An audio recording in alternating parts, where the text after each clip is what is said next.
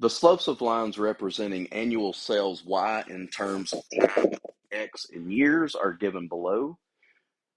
Use the slopes to interpret any change in annual sales for a 1 year increase in time. So, definition of slope is the change in Y, or your vertical change, in compared to 1 unit of horizontal change. For this one, that'll be years. The first part, we have the line that has a slope of 115. That just means that our annual sales Y will increase 115 units per year. Again, change in Y over 1 unit of change in X. The line has a slope of 0, just means there's no change in sales.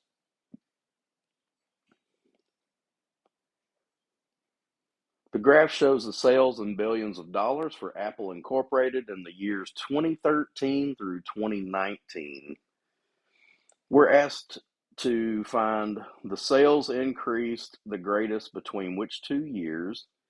And so in red, what I did was I found 2 data points that had the most vertical change upward.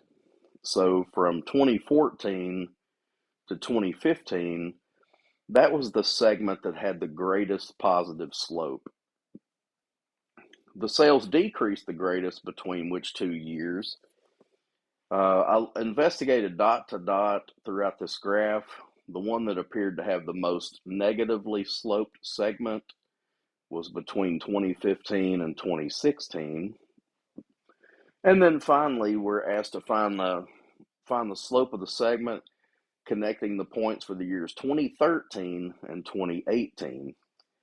Over here to the right of the graph in the green ink, I identified 2013, which was paired with 170.91, and 18, which was the following year, the final year, and it's paired with 265.60.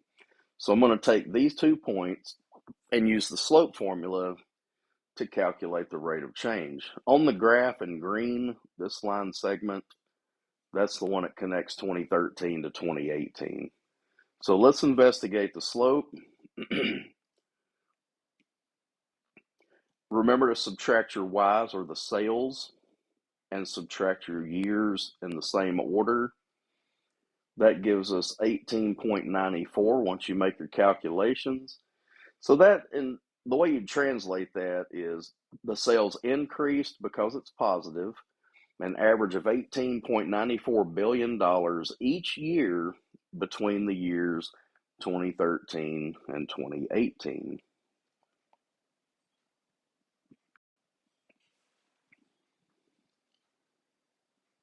You're driving on a road that has a 10% uphill grade. This means that the slope of the road is 10 to 100. Vertical change of 10 to horizontal change of 100. Approximate the amount of vertical change in your position when you drive 200 feet. Okay, so we are given that in 100 feet driven, there's a climb of 10 feet. Using similar triangles, if we double that, then we double this. So we're going to get 20. X is to 200 from the large triangle equals 10 to 100, and that's the smaller, similar triangle. Cross multiply, we have 100 times X equals 200 times 10. That's 2,000 divided by 100, and that mathematically gives us X equals 20.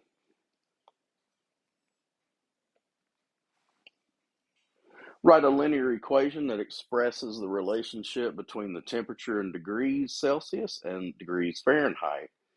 Use the fact that water freezes at 0 degrees Celsius or 32 degrees Fahrenheit and boils at 100 degrees Celsius or 212 degrees Fahrenheit. We're going to set up some ordered pairs with centigrade and Fahrenheit paired together. 0 centigrade, 32 Fahrenheit, 100 Celsius, 212 Fahrenheit. Now, from our previous videos, we know how to write the equation of a line given 2 points. First thing we got to do is calculate slope. Fahrenheit minus Fahrenheit, those are your Y values. So 212 minus 32 is 180. Then on bottom, you subtract your X values, your Celsius readings, 100 minus 0. Remember to subtract in the same direction. 180 over 100 reduces to 9/5 or 1.8. Now, because this highlighted point, if you had to plot it on an XY plane, 032 would be on the Y axis. Therefore, over here in the red ink, our y-intercept will be 32. We just calculate our slope to be 9/5 or 1.8, giving us, remember the y variable we assigned to Fahrenheit, Fahrenheit equals 9/5 C plus 32. And so that's our formula to convert Celsius to Fahrenheit.